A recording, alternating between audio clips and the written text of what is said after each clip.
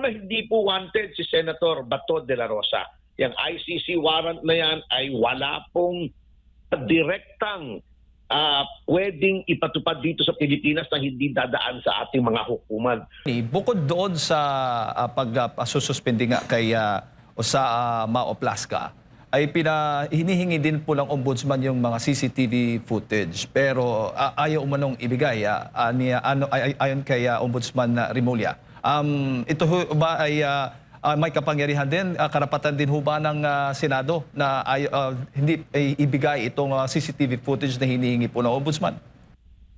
Dapat po kung talagang magkakaroon ng investigasyon ay formal na hilingin ang CCTV at kung anong bahagi ng CCTV. Ang pagkakaintindi ko po ay ang kapulisan po ay binigyan na ng kopya sapagkat sa ating batas naman po talaga, since ang involved ay NBI, ay dapat po ibang ahensya ang mag-imbestiga. Kayo kung mag-imbestiga ang ombudsman, ay dapat dumaan din sa proper channels. Ang pagkaalam ko po sa mga taong naroroon, at ako naman po ay 2 araw ding naroroon, hindi ko lang naaabutan yung barilan sapagkat nung pabalik na po ako sa Senado, galing po ako sa Balayan noon kasi nagkaroon po ng hearing yung kaso ni Congressman Lian Leviste laban kay Attorney Claire Castro ng PCO kung saan sila nagdemandahan at ang venue ay Balayan.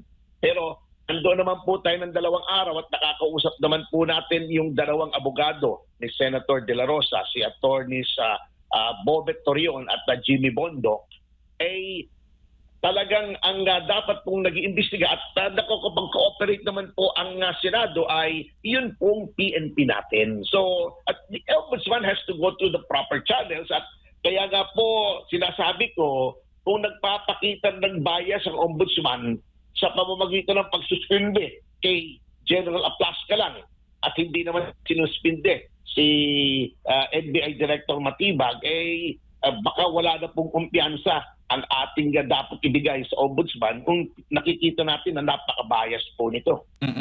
Attorney, sakla ho ba ng kapangyarihan ng NBI yung pagsisecure kapag may... Kasi kung nabalitaan, kamakailan nga ay naglabas po ng sulat itong GSIS na kung saan ay talagang formal na inimbitahan o nag-request po sila sa NBI na mag-secure po doon sa premises ng GSIS building, malapit po yan sa Senado, para sa gitna nga po nitong gulo dyan sa Senado, Attorney. Sa inyo pong pagkaranasan, ito ho ba ay normal lamang? Bukod sa kapulisan, ay pwedeng NBI yung mag-secure doon sa mismong GSIS building? Hindi po ang NBI nga po sa mismong building nila may security guard sila sapagkat hindi po trabaho ng NBI na mag-secure ng public building. Ang trabaho pong yan ay nasa sa kapulisan natin. Ang GSIS po ay we have to remember it's not even strictly speaking a public building sapagkat hindi po ahensya ng gobyerno ang GSIS. Ito ay isang government-owned and controlled corporation. Ibig sabihin po, ito ay pinatatakbo bilang parang isang pribadong korporasyon. Kung titignan po natin, lamang ay ito ay pag-aari ng gobyerno. Pero hindi po ito katulad nung let's say at DOJ or Department of Agriculture na direkta pong it is a government agency. So ang role po ng pag-secure ng mga yan ay nasa PNP po or kung talagang masela, halimbawa may mga acts of terrorism ay ang Armed Forces of the Philippines. As the name implies, National Bureau of Investigation, nag-iimbestiga po yan ng mga krimen. Separate from the police in certain cases. So ako'y nagtataka kung bakit NBI. Para sa akin, halatang-halata naman palusot po itong letter na ito Alam niyo po yung mga ginagawang ito ng gobyerno na paiba-iba, iba-ibang sinasabi ng kung sino at yung mga palusot, yung mga istoryang mahirap paniwalaan, baka hindi nila alam lalong nasisira yung trust rating ng gobyerno Mm. sa mata ng ating mga kababayan. So ibig sabihin, attorney, parang duda po kayo sa pahayag na ito ng GSIS. Maga may sabwatan, kasi yun yung mga lumalabas na mga issue ngayon, may sabwatan at ang GSIS at ang NBI, laban po dito sa mga pahayag po ng Senado.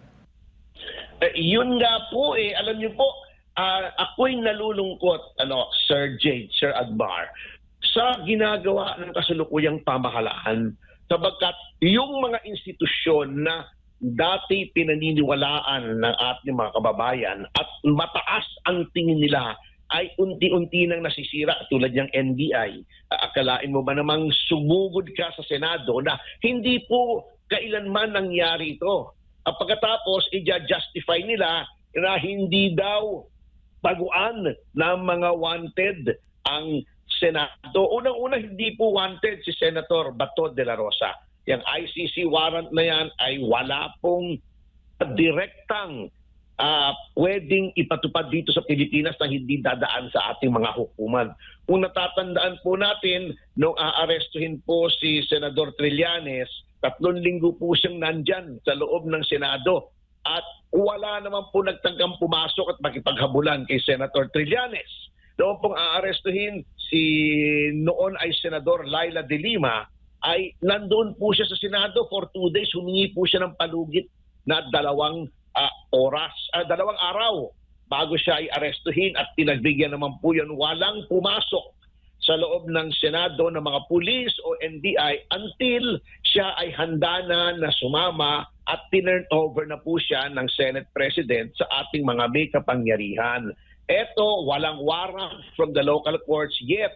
Nakipagsabwatan sa Senate President para pasukin at habulin pa at tangkang dalhin si Senator Bato para obvious naman, para hindi mapalitan ang liderato ng Senado. Sapagkat gusto ng ating pamahalaan na pagdating ng articles of impeachment laban kay Vice President Sara Duterte, ang liderato ng Senado ay hawak nila, kakampi nila at biased, prejudiced in favor of the government na nais tanggalin sa pwesto si Vice President Sara Duterte.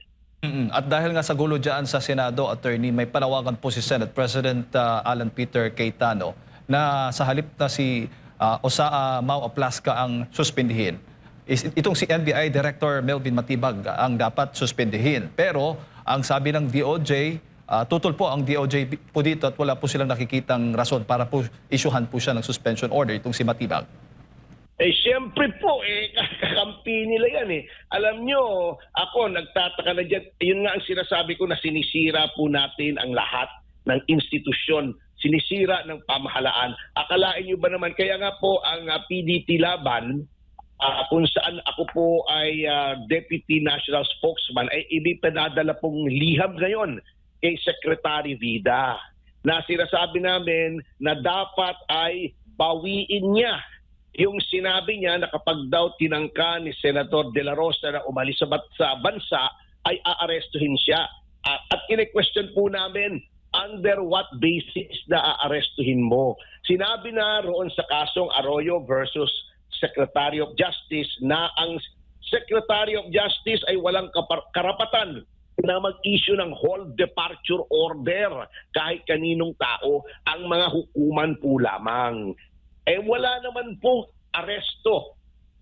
Wala naman pong warrant of arrest si Senator Bato. Wala namang krimeng nakafile sa kanya sa ngayon para pigilin mong umalis sa bansa. So, itong mga ginagawa po ng mga opisyal ng ating gobyerno ay labag po sa konstitusyon at dapat pong tindigan natin. Tumindig tayo laban dito at huwag pong palalaso ng ating isipan sa mga tao na nais wasakin ang ating mga institusyon.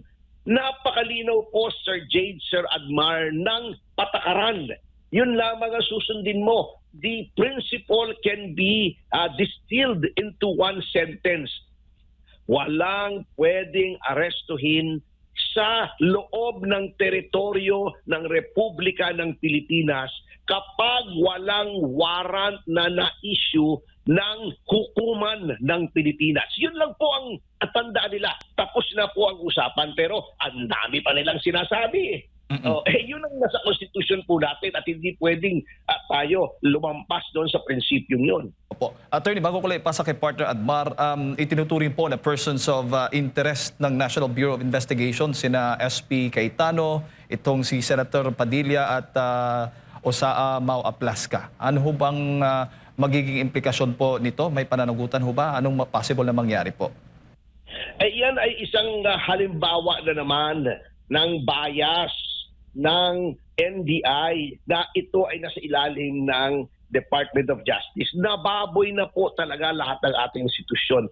Anong sinasabi nilang person of interest sa pagtakas daw ni Senator De La Rosa? Saan ba siya tumakas? Wala naman po siyang waran. Again, bumalik lamang po tayo sa prinsipyong alam po ng kahit sinong first-year law student na walang taong pwedeng arestuhin unless may warrant na in-issue ang isang hukuman dito sa Pilipinas. Yun lang po. So, paano sasabihin tumakas si Senator De La Rosa? Wala namang warrant. Hindi naman siya nakakulong sa Senado. Hindi naman kulungan ng Senado. Siya ay isang incumbent senator. Wala namang reason para hindi siya paalisin sa premises ng Senate. At sinabi naman mismo ng ating Pangulo na walang order para arestuhin si Senator De La Rosa. Sa ginagawa po nilang yan, baka hindi nila nare-realize, hindi abot ng kanilang isipan na ginagawa nilang parang engot ang ating Pangulo.